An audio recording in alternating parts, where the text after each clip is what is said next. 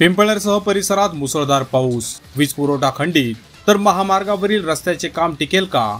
नागरिकांना पडलेला सर्वात मोठा प्रश्न. गेल्या अनेक दिवसांपासून साक्री तालुक्यातील पिंपळनेरसह परिसरात बेमोसमी पावसाने अक्षरशः हाहाकार माजवला आहे.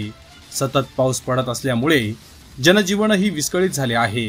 हवामान खात्याने अवकाळी पावसाचा इशारा दिल्यानंतर सोमवार दिनांक 26 मे रोजी रात्री 7:30 वाजेच्या सुमारास साक्री तालुक्यातील पिंपळनेरसह लगतच्या अनेक गावात अवकाळी पावसाने हजेरी लावली आहे. प्रचंड विजांचा कडकडाट व वेगवान वाऱ्यांसह झालेल्या पावसाचा फटका नागरिकांना व शेतकऱ्यांना बसत आहे. दरम्यान मुसळधार पाऊस सुरू होताच काही काळ वीज पुरवठा खंडित झाला होता, मात्र पुन्हा 9 वाजेनंतर वीज पुरवठा पूर्ववत करण्यात आला. नुकतेच पिंपळनेर सटाणा महामार्गावरील डांबरीकरणाचे काम सुरू झाले आहे. अशा परिस्थितीत झालेले हे रस्त्याचे काम टिकेल का असा प्रश्न आता उपस्थित होतोय.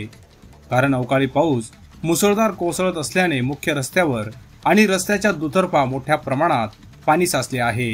रात्री 9:30 वाजेनंतर देखील मुसळधार पाऊस पिंपळनेर आणि परिसरामध्ये सुरूच होता. Bureau report, express news Marathi, Pimpalner.